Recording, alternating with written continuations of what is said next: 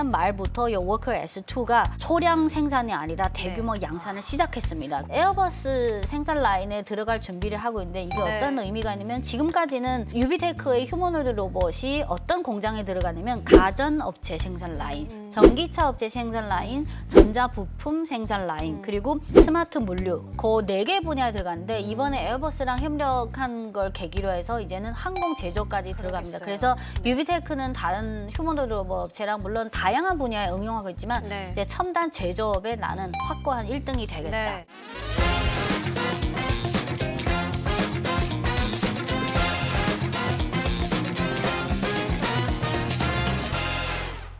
자, 오늘의 주제는요. 중국 산업의 글로벌 상륙 작전입니다. 어마무시합니다. 글로벌 상륙 작전인데 자, 첫 번째 이슈부터 질문을 드려보도록 할게요. 첫 번째 이슈는 뭐니 해도 전기차 이슈가 되지 않을 수가 없을 것 같아요. 최근에 사실 중국의 전기차가 북미 시장을 정말 뚫기 어려웠잖아요. 근데 최근에 캐나다 총리가 방문을 하더니 캐나다에도 관세 인하 협상이 나왔고 또 트럼프도 중국 전기차 들어올 수도 있어 이런 얘기가 좀 나오고 있더라고요. 중국 전기차의 상륙 작전 어떻게 돼가고 있습니까? 상륙 작전. 네네, 작전. 우선은 지금까지는 미국과 캐나다가 100% 추가 관세로 중국산 전기차의 수입을 막았습니다. 하지만 이번에 14일부터 17일까지 캐나다 총리의 방중을 계기로 해서 방중 기간 동안 캐나다 총리가 공식적으로 이제부터 100% 추가 관세는 없던 일로 하고 그 대신 한 6%대의 최혜국 대우 관세를 한다. 어마어마한 관세 그래서 아직은 미국 시장은 엄격하게 100% 추가 관세로 막고 있지만 어쨌든 캐나다가 북미 시장에 속하니까 이번 방중을 계기로 중국산 전기차가 캐나다로 들어갈 수 있다. 그래서 북미 시장에 상륙한다. 근데 제한 사항이 있습니다. 첫 번째는 최저 가격, 예를 들어서 35,000유로 이상의 어떤 가격의 범위가 있고요. 그리고 캐나다 현지에도 캐나다 자국의 자동차 업체를 보호해야 되니까 올 한 해 기준으로 중국산 전기차 49,000대만 캐나다에 수입할 수 있습니다. 그래서 잘 팔린다고 해서 무제한으로 파는 거 아니라 근데 요 49,000대는 어느 정도냐면 작년 한 해 캐나다 전체 전기차를 포함해서 캐나다 전체 자동차 판매량이 180만 대입니다. 그럼 180만 대 중에서 49,000대는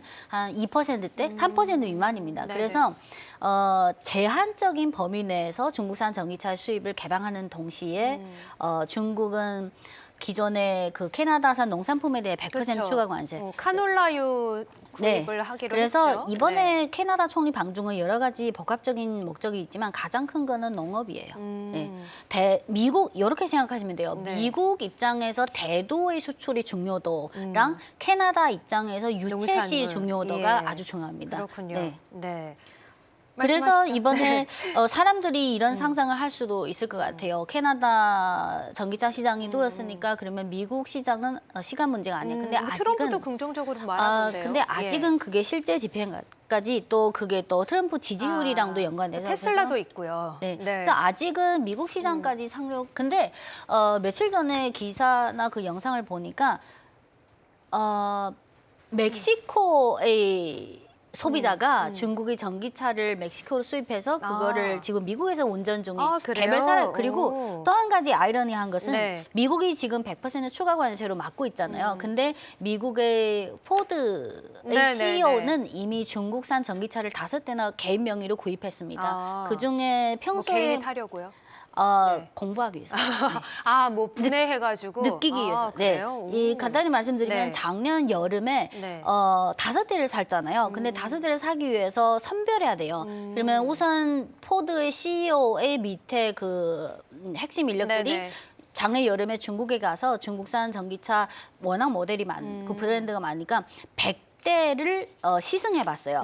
100대 중에서 CEO한테 5대를 추천했어요. 브랜드별로 한 거예요? 그중에 BYD가 있고 샤오펑이 있고 니오가 있고 샤오미도 있어요. 샤오미 SU7. 근데 지금 평소에 자주 운전 중인 모델이 샤오미 SU7. 그래서 아직은 정책적으로 막고 있어요. 하지만 미국 국내 일부 재벌이나 CEO나 또는 일부 소비자들은 기다리고 있는 듯한 분위기입니다. 그렇군요. 미국에서 테슬라와 중국 전기차가 맞붙었을 때 또 어떤 반응들이 나올지도 상당히 궁금해집니다. 자, 전기차는 일단 북미 어느 정도 뚫기 위한 시도는 한 상황이고 반면에 배터리는 좀 상황이 다르잖아요. 이미 네. 뭐 CATL, BYD가 뭐 전 세계 글로벌 시장 점유율을 거의 장악하고 있는 가운데 최근에는 포드도 BYD와 배터리 구매 논의를 하고 있다 이런 네. 얘기가 나오고 있거든요. 배터리는 뭐 거의 상륙을 한 것 같아요. 네, 작전 중에서. 네. 네. 근데 월스트리트 저널에서 지난주에 보도했지만 요거는 약간 추측은 보도인데 협상 중인 거는 같은데 양측에서 네. 공식적인 발표는 아직 없습니다. 그렇군요. 그래서 기사에 나온 거는 그 포드가 예전에는 몇 년 전에는 순수 전기차 한다고 하다가 전략적으로 이제 하이브리드로 바꿨잖아요. 그래서 하이브리드 일부 모델에 BYD의 배터리를 사용하는 방안을 두고 협상 중이다.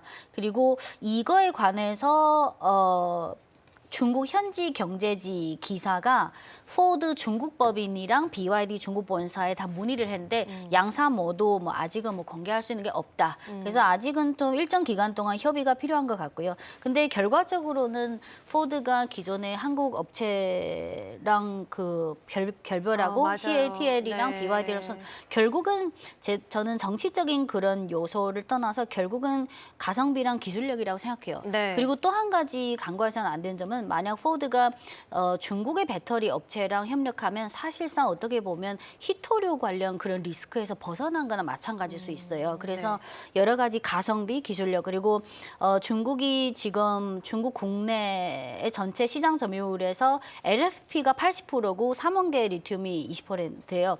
글로벌은 한 6대 4고 그래서 하이브리드로 가려면 아무래도 하이브리드 쪽에 가장 적합한 배터리가 BYD의 블레이드 배터리 또는 한글로 칼날 배터리. 그래서 이런 기술적인 우위랑 가성비 그리고 좀 더 나아가서 히토류 리스크를 고려하면 네. 사실상 포드 입장에서는 경제적으로든 정치적으로든 어떤 공급망의 안전을 고려하든 CATL이랑 BYD랑 협력하는 게 뭐 답일 수도 있겠죠. 그렇군요. 자, 이제 BYD와 포드의 협력 이슈까지 점검해봤고 배터리는 이미 좀 많이 상륙을 한 상태고 마지막으로 로봇을 함께 체크해 보도록 하죠. 화면을 함께 보시면 유비테크가 사실상 어제 에어버스와의 협력 이슈가 나오면서 급등했었는데 오늘은 좀 어제 급등 여파인지 하락을 좀 면치 못하고 있긴 합니다만 유비테크뿐만 아니라 최근에 중국의 휴머노이드 로봇의 강세가 좀 이루어지고 있잖아요. 이 부분은 어떻게 좀 보고 계세요? 네. 어제 그 호재 때문에 유비테크가 9% 급등하고 오늘은 4% 그러네요. 하락입니다. 네.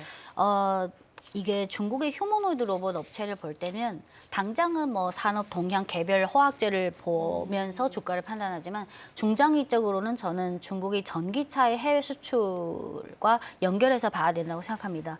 우선 유비테크가 18일에 에어버스랑 그쵸. 서비스 네. 협의를 체결해서 이제 유비테크의 최진형 휴머노이드 로봇이 이거거든요. 워커 화면 S2. 보여주시죠. 네. 요 이름이 뭐예요? 워커 S2. 워커 네, S2. 워커 S2 다양한 모델인데 워커 S2가 지금 가장 최신형 모델이고 네. 중국 국내랑 해외에서 가장 주력하게 밀고 있는. 와. 그래서 이게 왜 요 홍보 사진이 멋있네요. 이러냐면 많잖아요. 네. 작년 말부터 요 워커 S2가 소량 생산이 아니라 대규모 양산을 시작했습니다. 그래서 공장에서 쓸 수 있는 거예요? 네. 그래서 유비테크는 다른 휴머노이드 업체랑 좀 차별화된 점이 가전업체, 전기차 업체, 이제는 또 에어버스까지 이런 첨단 제조 라인에 들어가는 게 1등이 유비테크입니다. 그리고 이게 에어버스 생산 라인에 들어갈 준비를 하고 있는데 이게 네. 어떤 의미가 있냐면 지금까지는 유비테크의 휴머노이드 로봇이 어떤 공장에 들어가냐면 가전업체 생산 라인, 전기차 업체 생산 라인, 전자부품 생산 라인, 그리고 스마트 물류, 그리고 작년 말에는 미국의 반도체 업체 중에 또 TI, 텍사스 인스트루먼트가 네. 있잖아요. 그 회사랑도 MOU를 체결해서 이제 그래요? 미국 공장에 들어갈 준비를 하고 있습니다. 트럼프가 허용을 해줬나 봐요? 근데 네. 그거는 반도체 칩이 아니라 그냥 공장에 휴머노이드 그렇군요. 로봇이 네. 들어간 거라서 네. 그래서 그 4개 분야에 들어갔는데 이번에 에어버스랑 협력한 걸 계기로 해서 이제는 항공 제조까지 들어갑니다. 그러겠어요. 그래서 네. 유비테크는 다른 휴머노이드 로봇 업체랑 물론 다양한 분야에 응용하고 있지만 네. 이제 첨단 제조업에 나는 확고한 1등이 되겠다. 네. 이런 표. 그렇군요. 화면을 보니까 좀 무시무시한 것 좀 같아요. 그- 뒤로 이렇게 스스로 막 배터리 충전하는 것도 약간 좀 섬뜩하기도 하고. 우리 인간들이 대체 그러니까요. 설 자리가 좀 없어지는 것 같은 느낌도 그래서 드는데. 요거 에어버스에 네. 납품하기 시작한 게 요건데요. 네. 키 176에 몸무게 70 킬러. 네. 지금 화면이 네. 네, 지금 화면을 찐이님 보시면- 화면 함께 보실게요. 네. 화면을 보시는 지금 이게 유비테크가 주력 그 아, 신모델인데요. 이거죠. 아까 이제 화면에 나오는 네. 로봇이네요. 여기 좌측 하단에 보시면 키가 176 와. 몸무게, 그러니까 일반적인 남성 노동자 기준으로 네. 만든 것 같습니다. 그리고 그렇군요. 중국 네. 국내뿐만 아니라 지금 유비테크를 비롯해서 유니츄이랑 에지봇이 네. 각각 초점 맞춘 분야가 다른데 해외 수출을 적극적으로 하고 있는데요. 기사에는 해외 수출 위주로 자세히 다루지 않았는데 예를 들어서 유비테크의 경우에는 지금 중동, 동남아, 유럽, 북미에 다 수출하고 있고 네. 그리고 유니츄의 경우에는 유럽, 북미, 일본, 한국, 싱가포르 등에 네. 납품하고 있고 에지봇은 북미, 유럽, 일본, 한국 그렇군요. 이쪽에 납품하고 있습니다. 그래서 네. 하나 숫자만 들면 우리가 생각하는 것보다 예를 들어 유비테크의 전체 납품에서 작년에는 30% 이상이 해외향이고요. 올해는 재작년에는 30% 이상고 작년에는 이미 40%를 돌파했습니다. 네. 자, 그럼 마지막으로 우리 짧게 유비테크 그리고 앞서 살펴본 BYD, CATL 주가 향방만 짤막하게 좀 체크해 볼까요? 네. 유비테크의 주가 흐름을 보시면 작년 말부터 좀 반등하기 시작했는데 하지만 아쉽게도 10월 초에 그 고점까지는 아직 돌파하지 못했습니다. 그렇군요. 하지만 최근에 네. 이런 개별 호재도 있고 올해부터 대규모 양산 및 납품에 들어가니까 대체로 지금 분위기는 좋은 것 같고요.